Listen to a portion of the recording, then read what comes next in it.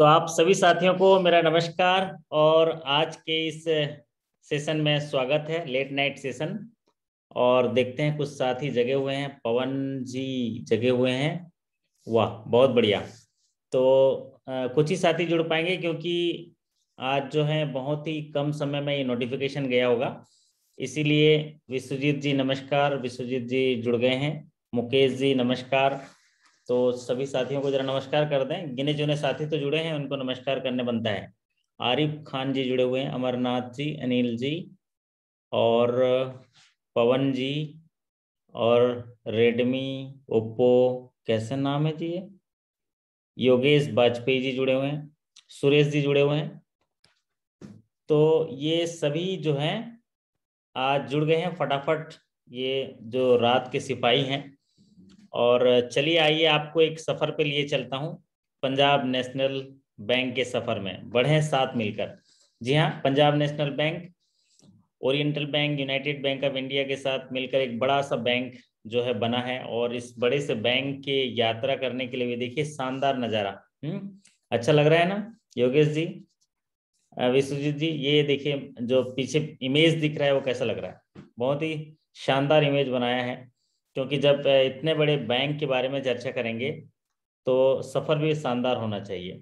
तो चलिए आप सभी का फिर से औपचारिक रूप से आप सभी को नमस्कार करता हूं और आज के सेशन की शुरुआत करते हैं।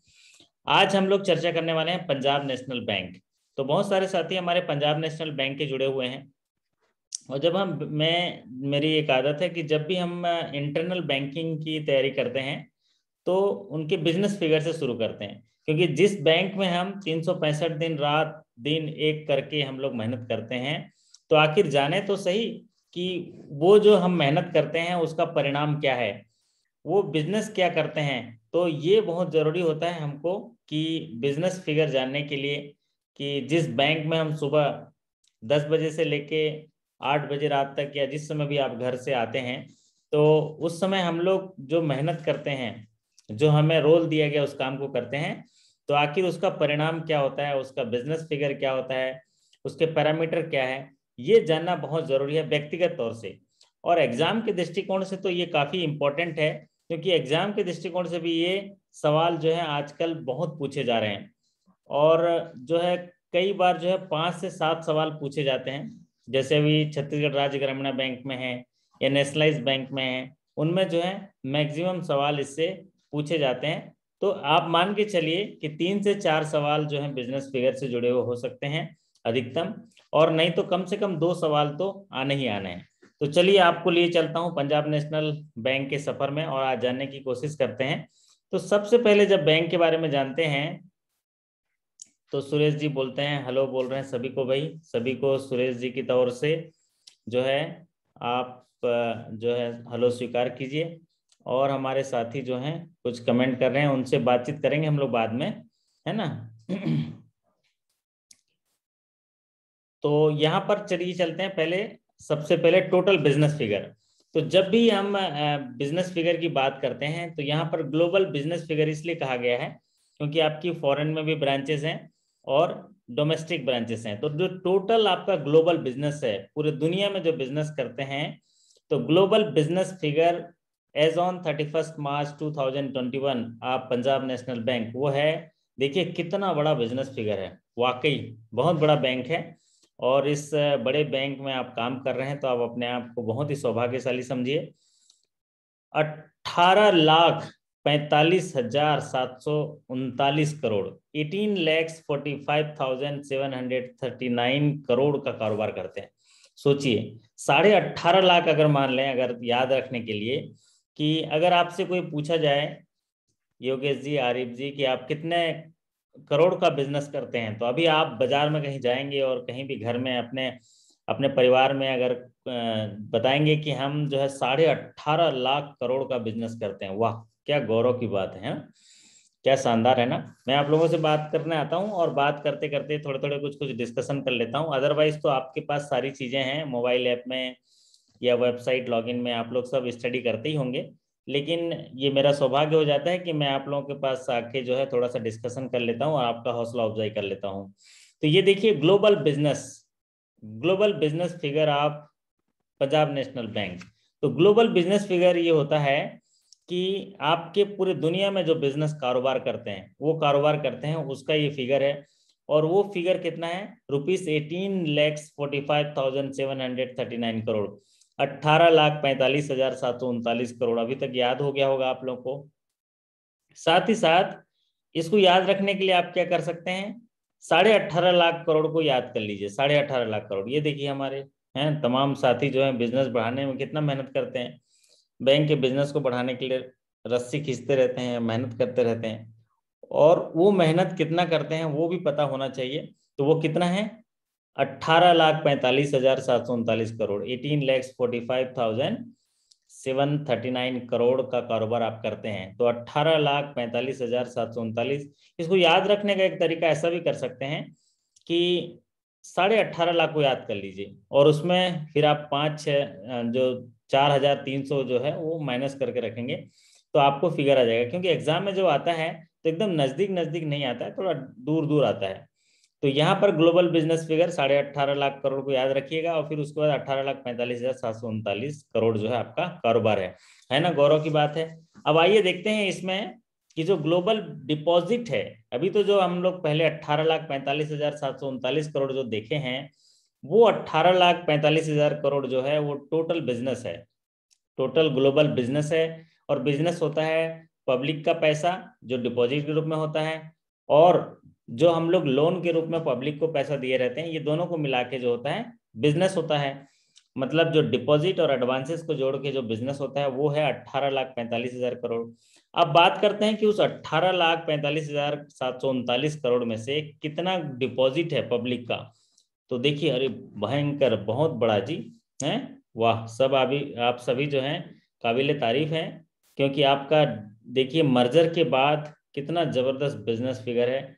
ग्लोबल बिजनेस में आपका ग्लोबल डिपॉजिट जो है ₹11,06,332 करोड़, मतलब 11,06,332 करोड़ का आप डिपॉजिट पर लोगों का जो डिपॉजिट है वो आपके बैंक में है। कितने लोगों का भरोसा है आप मानिए, है ना। आप देखिए आप कितना गौरव फील होता है ना विश्वजीत जी कि इतना करोड़ का बिजनेस। अभी विश्वजीत जी टाइप करके बताएंगे अपने बैंक का यहाँ पर साइड में चैट बॉक्स में, तो आप देखिएगा और आप अपने बैंक का देखिए कि ग्लोबल डिपॉजिट, जो ग्लोबल डिपॉजिट है मतलब लोगों ने भरोसे के साथ जो पैसा आपके बैंक में रखा है वो है 11,06,332 करोड़। वाह, शानदार काम करते हैं मेरे दोस्त आप लोग, तो शानदार काम करते हैं। तो ये उसका प्रतीक है, क्योंकि जब पब्लिक का डिपॉजिट आपके पास रहता है तो इसी डिपॉजिट को हम लोन के रूप में जरूरतमंद लोगों को देते हैं और प्रॉफिट कमाते हैं।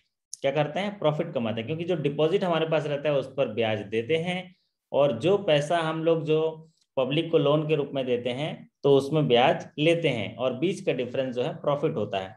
तो यहाँ पर देखिए हमारे त्रिपुरा ग्रामीण बैंक का इन्होंने बिजनेस फिगर डाला, डिपॉजिट फिगर डाला है 7,564 करोड़, 7,564। और यहाँ आपका डिपॉजिट फिगर है 11,06,332 करोड़।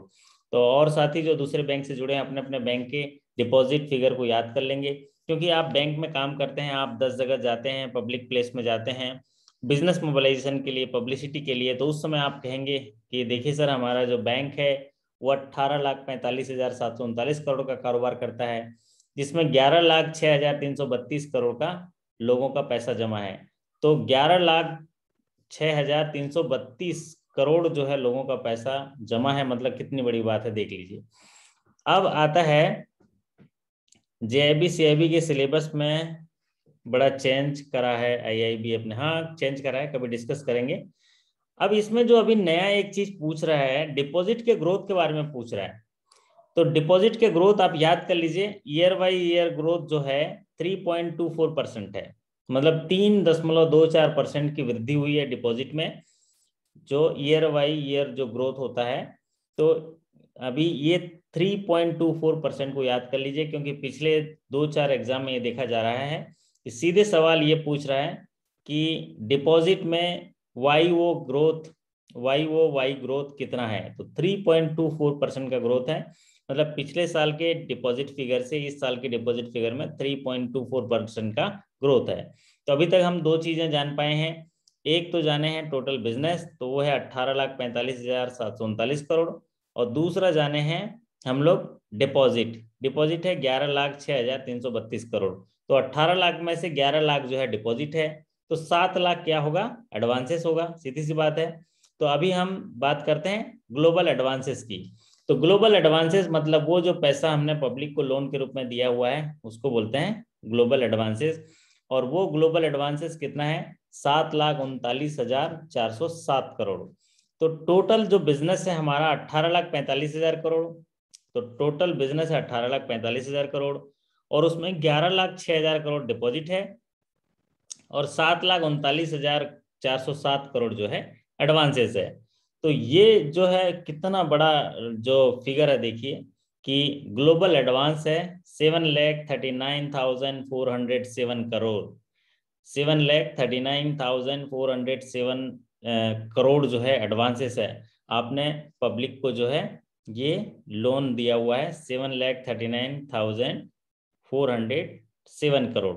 तो यहाँ पर जो टोटल एडवांसेस है, इसमें ग्रॉस एडवांसेस बोलते थे पहले में, लेकिन यहाँ ग्लोबल एडवांसेस इसलिए क्योंकि आपके डोमेस्टिक और ओवरसीज ब्रांचेस हैं।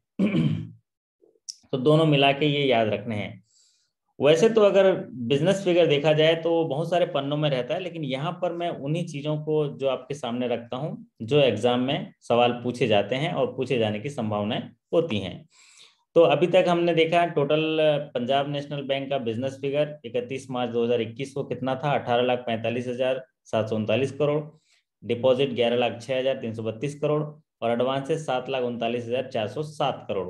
तो ये आपका जो एडवांसेस का फिगर है। अब बात करते हैं कासा। तो ये एग्जाम के दृष्टिकोण से महत्वपूर्ण होता है कि कासा का परसेंटेज कितना है। तो कासा का परसेंटेज, कासा का मतलब होता है करंट अकाउंट, सेविंग अकाउंट, और ये अकाउंट बैंकों के लिए काफी महत्वपूर्ण होते हैं क्योंकि इसमें जो है जो लो कॉस्ट डिपॉजिट है, करंट अकाउंट में कोई कॉस्ट नहीं है, कोई खर्चा नहीं है, सेविंग अकाउंट में लो कॉस्ट है। तो कासा परसेंटेज अगर अच्छा है तो आपके बैंक के लिए प्रॉफिटेबिलिटी के रास्ते खुले होते हैं। तो कासा परसेंटेज देखिए 45.48% है, बहुत अच्छा माना जाएगा, जबरदस्त माना जाएगा। टोटल डिपॉजिट में से अगर 50% मान लें, देखिए 45.48%, मतलब इतना जो है कासा है, तो है ना बहुत बड़ी बात, बहुत शानदार बात है। तो CASA ratio, CASA share of the bank as on, CASA percentage कितना है, 45.48%।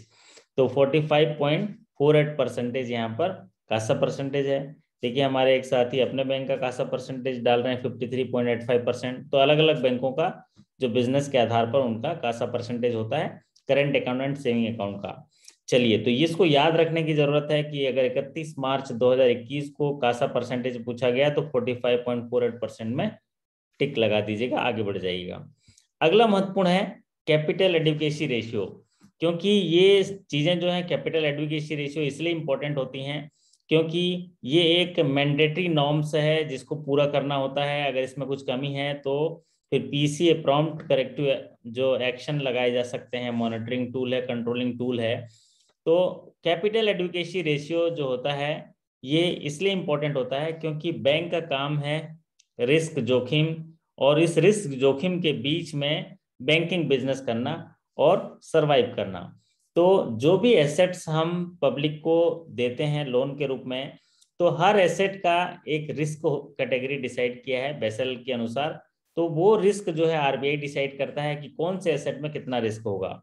उदाहरण के तौर पर कैश इन हैंड अगर आपकी ब्रांच में है तो कोई रिस्क नहीं, लेकिन कैश इन हैंड अगर कैश जो है दूसरे ब्रांच में तो 20% का रिस्क है। ठीक उसी तरह अगर सेंट्रल गवर्नमेंट को लोन देते हैं तो कोई रिस्क नहीं है, या सेंट्रल गवर्नमेंट की गारंटी है तो कोई रिस्क नहीं है, लेकिन स्टेट गवर्नमेंट की गारंटी है तो 20% का रिस्क है। अगर स्टाफ को हाउसिंग लोन दिए हैं तो 20% का रिस्क है। अगर स्टाफ को अदर लोन दिए हैं हाउसिंग के अलावा तो 75% का रिस्क है। रिटेल में 75% का रिस्क है।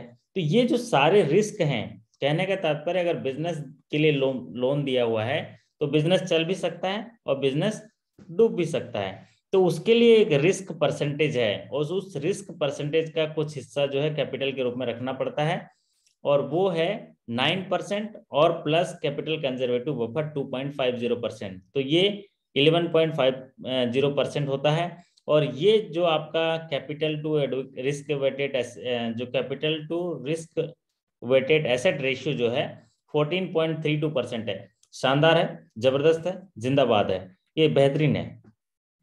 मतलब आपका जो कैपिटल एडुकेसी रेशियो है वो है बहुत ही अच्छा है।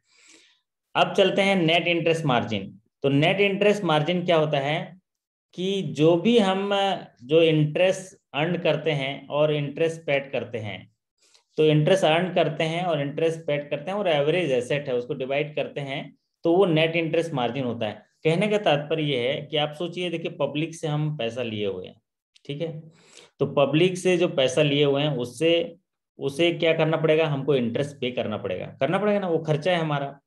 और वही पैसे को जो हम पब्लिक को लोन के रूप में देते हैं तो उसमें इनकम होगा, इंटरेस्ट इनकम, तो उसको माइनस करेंगे इंटरेस्ट इनकम से, इंटरेस्ट पेड को, और एवरेज एसेट से डिवाइड करेंगे, तो वो होता है नेट इंटरेस्ट मार्जिन। तो नेट इंटरेस्ट मार्जिन 2.88%, ये इसको बहुत ही अच्छा माना जाता है, इसको बहुत ही शानदार माना जाता है। मतलब ये दिखाता है कि आपका बैंक जो है प्रॉफिट में होगा और अच्छे खासे प्रॉफिट में होगा।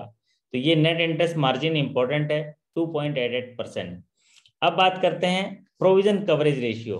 तो प्रोविजन कवरेज रेशियो ये काफी इंपॉर्टेंट है कि हमारे पूंजी कितनी है, हम कितना प्रोविजन कर रहे हैं। अगर जो भी लोन देते हैं और उस लोन देने में अगर सब स्टैंडर्ड हो जाता है तो प्रोविजन करना पड़ता है, फिर डाउटफुल है तो प्रोविजन, लॉस है तो प्रोविजन, फिर स्टैंडर्ड एसेट में भी कुछ प्रोविजन किया जाता है। तो ये जो टोटल प्रोविजन है डिवाइडेड बाय ग्रॉस एनपीए करेंगे तो प्रोविजन कवरेज रेशियो होता है। और प्रोविजन कवरेज रेशियो मिनिमम 70% होना चाहिए। कितना होना चाहिए, मिनिमम 70%। और आपके बैंक का देखिए 80.14% है। कितना है, 80.14%, बहुत ही अच्छा माना जाएगा। तो एक थम्स अप बनता है फिर आपके इस काम के लिए, है ना।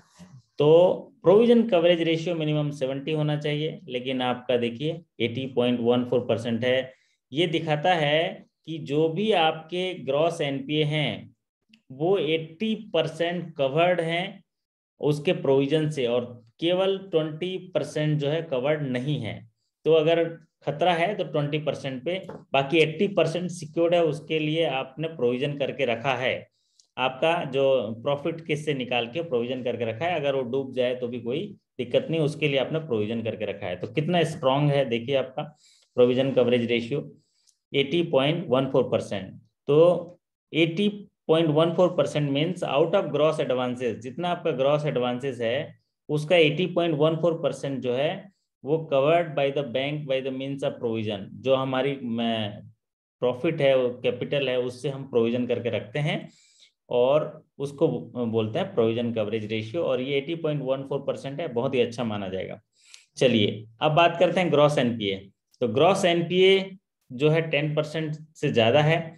तो ग्रॉस एनपीए कुछ ज्यादा है क्योंकि 1,04,423 करोड़ का ग्रॉस एनपीए का फिगर है आपका। आपने देखा होगा कि आपके जो एडवांसेस कितना है, 7,36,000। तो 7,36,000 करोड़ में से 1 लाख, तो 7 लाख करोड़, 7,36,000 करोड़ में से 1,04,000 करोड़ एनपीए है, तो वो ग्रॉस एनपीए कहलाता है, इसलिए 14.1% है। अगर आपका 100 करोड़ का लोन दिए हैं और 10 करोड़ एनपीए हो गया तो 10 करोड़ को ग्रॉस एनपीए कहते हैं। तो ग्रॉस एनपीए जो है 14.12% है, जो 10% से ज्यादा नहीं होना चाहिए।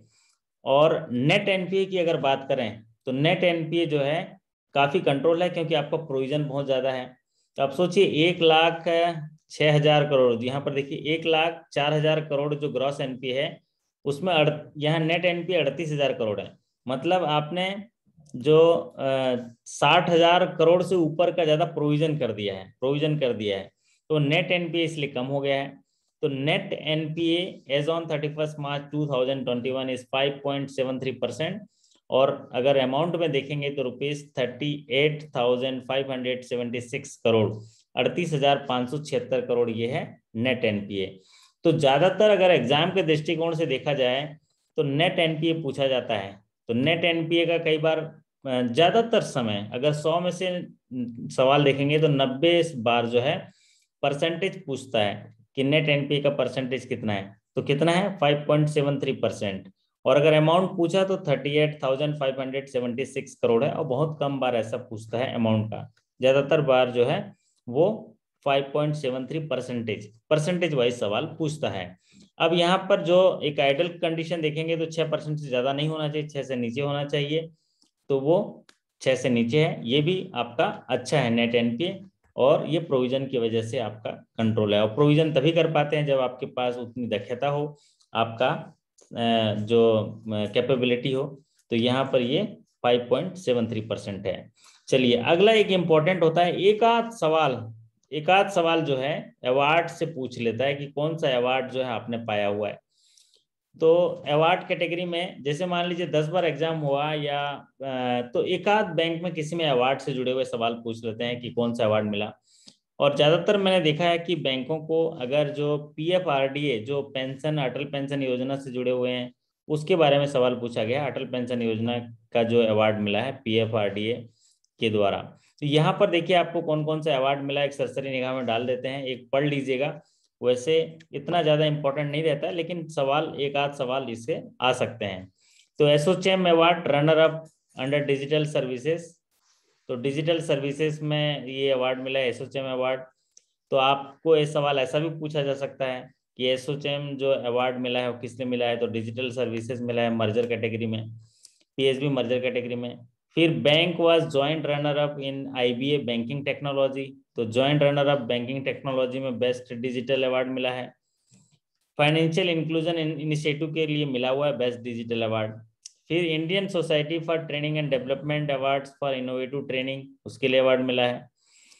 और फिर सेकंड प्राइज मिला है आपका सर्विसेज और इंफॉर्मेशन टेक्नोलॉजी से जुड़े हुए चीज में बेस्ट प्रैक्टिसेस सर्विसेज मिला हुआ है, उसमें अवार्ड मिले हुए हैं। अगला कुछ अवार्ड आपको और मिले हुए हैं। तो इतने सारे अवार्ड जो है मिले हुए हैं भाई, आप सभी बधाई के पात्र हैं भाई, मैं ताली बजाता हूँ और भी साथियों से निवेदन करता हूँ कि वो भी तालियों से अभिनंदन करें आपके मेहनत के लिए, आपको इतने सारे अवार्ड्स मिले हैं। तो इनको याद रखने की जरूरत है इन अवार्ड को, क्योंकि इनमें से कोई एक आध सवाल जो है पूछ लेते हैं। जैसे आपके मोबाइल ऐप्स जो हुआ है उसमें जो अवार्ड मिला है फिनोवेटी अवार्ड 2021, तो ऐसे सवाल पूछेगा फिनोवेटिव अवार्ड किस लिए मिला, तो आप क्या कहेंगे कि बैंक्स मोबाइल ऐप, तो अच्छा होगा आपको मोबाइल ऐप तभी अवार्ड मिला है। फिर आता है पीएनबी रिटेल इंटरनेट बैंकिंग के लिए जो ये मिला हुआ है मोबाइल बैंकिंग का, है ना, ये फिनोविटी अवार्ड 2021। फिर फिनाकल क्लाइंट, जो फिनाकल क्लाइंट के लिए भी मिला हुआ है आपको, जो PNB path breaking process innovative, यहाँ पर फर्स्ट रनर ऑफ इन्फोसिस का मिला हुआ है। 72 स्कॉच एंड गोल्ड अवार्ड मिला हुआ है। आउटस्टैंडिंग परफॉर्मेंस जीसीएल, ये आपको याद रखने की जरूरत है। जो गारंटीड इमरजेंसी क्रेडिट लाइन जो स्कीम्स है जिसमें कोविड-19 के जो मेजर्स के तौर पर लोगों को कोविड सहायता लोन दिए गए थे, जिसमें सेंट्रल गवर्नमेंट की 100% गारंटी थी, guarantee emergency credit line schemes.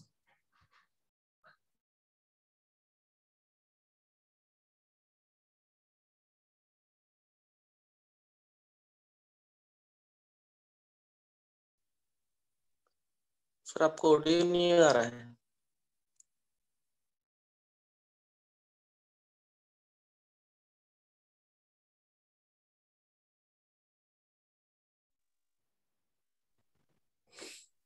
तो यहाँ पर जो है ये गारंटीड इमरजेंसी क्रेडिट लाइन जो स्कीम है इसमें देखो ये अवार्ड मिला है।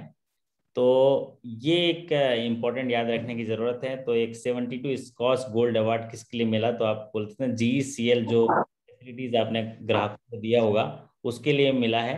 तो ये कुछ अवार्ड्स हैं जिनको याद रखने की जरूरत है, सरसरी निगाह डाल दीजिएगा, कोई विशेष आपको जैसे ही पढ़ेंगे तो आपको याद आ जाएगा। इसका पीडीएफ भी मैं आपके लॉगिन सेक्शन में अपलोड कर दूंगा।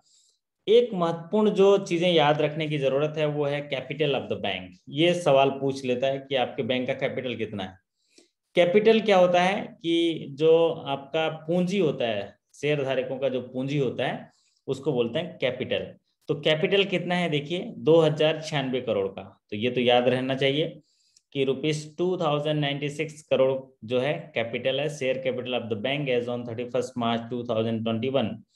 तो ₹2096 करोड़ का जो है ये कैपिटल है। तो ये याद रखने वाली बात है। दूसरा जो है आपका ये ब्रांच नेटवर्क। तो ये ब्रांच नेटवर्क है, जो इतना बड़ा आप बिजनेस करते हैं तो ब्रांच कितने ब्रांचेस के साथ मिलकर आप करते हैं, तो आप देखिए कितना बिजनेस करते हैं।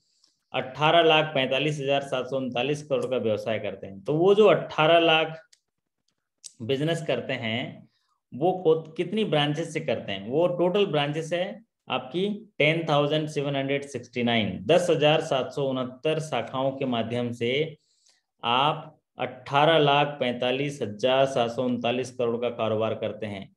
लेकिन सिर्फ ब्रांचेस ही नहीं करती, ये एटीएम नेटवर्क भी बैंक का काम करता है। तो एटीएम नेटवर्क क्या होता है, ये 13,781 एटीएम्स हैं, जहां से वो भी एक टेलर का काम करता है। पूरा जमा निकासी भी आजकल सारे जो है एटीएम के माध्यम से होते हैं। अगर रिसाइकलर होगा तो उसी पैसे को वो पेमेंट के रूप में दे देता है। तो ये आपकी 10,769 ब्रांचेस हैं। फिर ये नेटवर्क है एटीएम का 13,781। और एक महत्वपूर्ण जो अभी फाइनेंशियल इंक्लूजन में रोल अदा करते हैं वो है बिजनेस कॉरेस्पॉन्डेंट्स, और इनकी संख्या है 12,518। मतलब आपके ब्रांचेस से भी नंबर ऑफ ज्यादा जो हैं वो बीसी हैं। और एक बीसी जो है गांव गांव में जाके पूरी बैंकिंग सर्विस जो है प्रोवाइड करते हैं। तो अगर हिसाब लगाया जाए कि जो 18,45,000 करोड़ का कारोबार करते हैं, तो लगभग 35,000 आउटलेट हैं आपके। टोटल तो ब्रांचेस हैं 10,769, फिर एटीएम्स हैं 13,781, फिर बिजनेस कॉरेस्पॉन्डेंट हैं 12,518। तो ये ब्रांच नेटवर्क है जिनके माध्यम से आप प्राउड फील कराते हैं और इतना बड़ा व्यवसाय करते हैं। तो है ना बड़ी अच्छी बात। तो ये आपको जो है ये जानकारी जो मिली है, इससे क्या होता है जब हम काम करते हैं तो ये इतना बिजनेस करते हैं, इतने ब्रांचेस हैं होने से आपका जो आत्मविश्वास है और बढ़ जाता है। और जब इतने ब्रांचेस से मिलके जब आप काम करते हैं तो उसका रिजल्ट देखिए सामने आपका मार्कशीट, वाह तालियां होनी चाहिए इस मार्कशीट के लिए। 2022 करोड़ का प्रॉफिट। तो 2022 करोड़ का जो प्रॉफिट है, नेट प्रॉफिट आप पीएनबी एज ऑन 31 मार्च 2021। तो ये नेट प्रॉफिट देखिए, ये तो याद रखने की बात है। हो सकता है यही सवाल हूबहू आपके प्रमोशन एग्जाम में आ जाए। ₹2022 करोड़ का जो है प्रॉफिट, तो भाई पार्टी तो बनती है ना। तो ये कौन कौन है साथी हमारे जो पीएनबी वाले, सब मिलकर पार्टी करेंगे भैया, हैं सब बेहतरीन पार्टी होगी। क्योंकि देखो 2022 करोड़ का जो है प्रॉफिट, कितना बड़ा प्रॉफिट है। आप लोग कितना मेहनत करते हैं जिसका परिणाम आपके स्क्रीन पर है। और ये नेट प्रॉफिट है, ये क्या है, नेट प्रॉफिट है। और नेट प्रॉफिट कितना है, 2022 करोड़।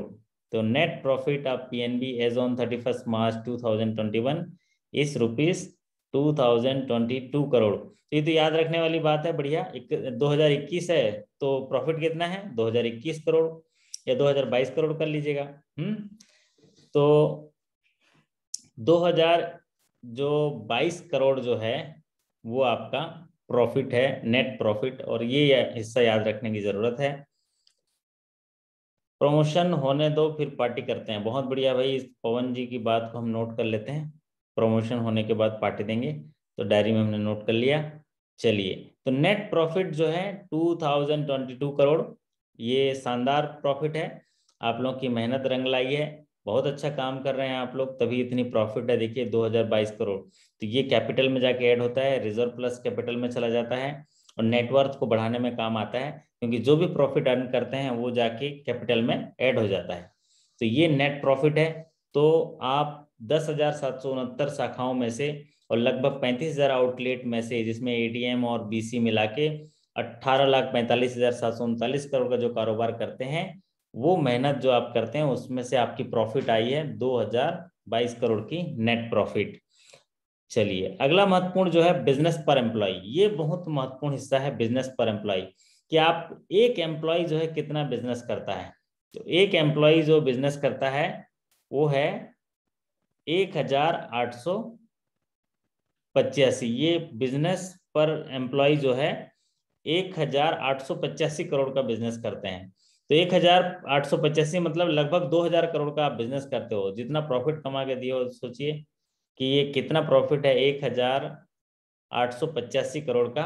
कोई पीएनबी के साथी यहाँ पर हैं अगर, तो इसमें टोटल स्टाफ यहाँ पर अगर आपको पता है तो यहाँ टाइप करके बताइए जरा चैट बॉक्स में कि आपके टोटल एम्प्लॉय कितने हैं। और टोटल एम्प्लॉय और बिजनेस में से उसको डिवाइड कर देंगे तो बिजनेस पर एम्प्लॉय जो है आएगा, और बिजनेस पर ब्रांच भी इसमें देख लीजिएगा। तो आप जो है 1885 करोड़ का बिजनेस पर एम्प्लॉय है। और ठीक उसी तरह एक प्रॉफिट पर एम्प्लॉय भी निकाल लीजिएगा, टोटल एम्प्लॉय प्रॉफिट में से डिवाइड कर देंगे तो टोटल प्रॉफिट आ जाएगा। तो ये जो है टोटल बिजनेस के बारे में हम लोग अभी बात कर रहे थे पंजाब नेशनल बैंक के। और ये इतने ही इंपॉर्टेंट चीजें जो है प्रमोशन एग्जाम के लिए आते हैं जो इसमें बिजनेस फिगर रहते हैं। तो जी हाँ, हमको लगातार मेहनत करनी है। अगर मेहनत करने की आदत बन जाए तो फिर कामयाबी मुकद्दर बन जाती है। लोग कहते हैं ना कि तकदीर में कुछ नहीं लिखा है, कुछ नहीं लिखा है, तो आप मेहनत कर करके लिख देते हो, उसमें लकीर खींच देते हैं। तो जी हाँ, लगातार मेहनत करते रहिए, सफलता आपको मिलेगी, क्योंकि हम मेहनत को आदत बना देते हैं। जैसा हम बार बार करते हैं वैसा आदत बन जाती है ना विश्वजीत जी? देखिए ये साल भर से पढ़ाई कर रहे हैं, जेआईबी कर लिए, सीआईबी कर लिए, और तमाम प्रमोशन भी कर लेंगे, फिर अब क्या हो गया, अब आदत हो गई इनकी पढ़ने की, तो कामयाबी तो मिलेगी। अब इनकी मेहनत जब आदत बन जाए तो कामयाबी मुकद्दर बन जाती है। तो जीवन में हमेशा ही आपको जो हासिल करना है, जो चीज चाहते हो, आप खुश रहना चाहते हो तो खुश रहने की आदत बनाइए, हमेशा जिंदगी भर, मरते दम तक खुश रहेंगे, ये लिख के रख लीजिए। आप सफल होना चाहते हैं तो सफलता का जो इंग्रेडिएंट्स है उसको आदत बना लीजिए। आप ज्ञानी बनना चाहते हैं तो ज्ञानी बनने के लिए जो ज्ञान चाहिए उसको पढ़ने का आदत बना लीजिए। तो बस एक सिंपल सी बात है कि अगर आप अपनी मेहनत को आदत बना दें तो कामयाबी जो है मुकद्दर बन जाती है, आपकी तकदीर बदल जाती है। तो जी हाँ, आप सभी साथियों का अगर कोई प्रश्न हो तो 3 से 4 मिनट या 5 मिनट आपके साथ हूँ, तो आप अपना कैमरा जो है ऑन करके, या जो आप मुझसे सवाल कर सकते हैं, बात कर सकते हैं। फिर हम लोग फिर सेशन यहाँ पर नहीं तो आज के लिए समाप्त करेंगे। कल फिर दूसरे कोई टॉपिक्स लेके हम लोग चर्चा करेंगे, और ये सिलसिला जो है जारी रखेंगे पढ़ने का। तो यहीं पर मैं पंजाब नेशनल बैंक के साथियों के लिए आज हम लोग बिजनेस फिगर चर्चा किए, और किसी साथी के मन में कोई सवाल हो तो पूछ सकते हैं। आइए मंच आपके लिए ओपन करता हूँ।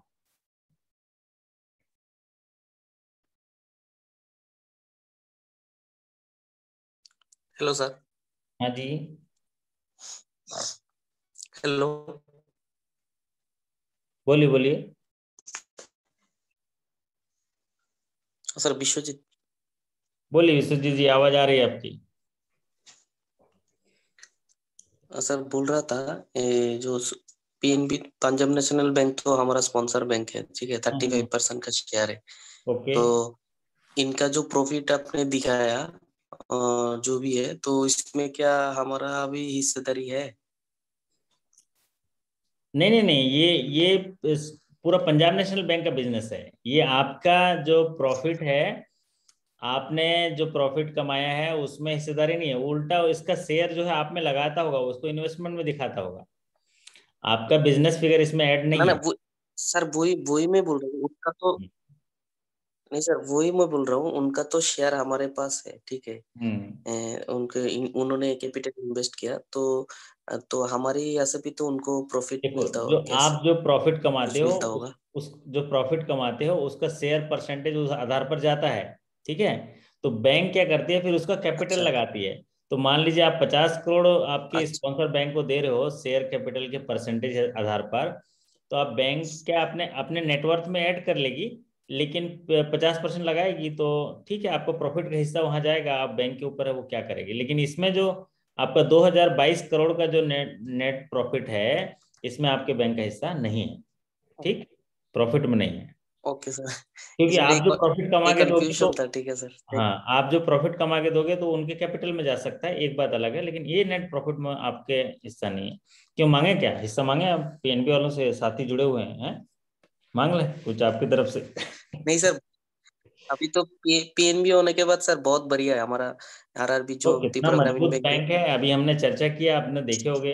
हाँ 18 सर लाख हमारा। 45 हजार करोड़ का, 18.5 लाख करोड़ का बिजनेस, इतना बड़ा हाँ सर बैंक। सर। हम्म। सर बहुत बढ़िया सर, अभी हमारा जो मैनेजमेंट है वो तो मैनेजमेंट तो बहुत बढ़िया है, बहुत अच्छे अच्छा। अच्छे डिसीजन लेते हैं, और अभी पीएनबी हमारा बहुत प्रॉफिट में है।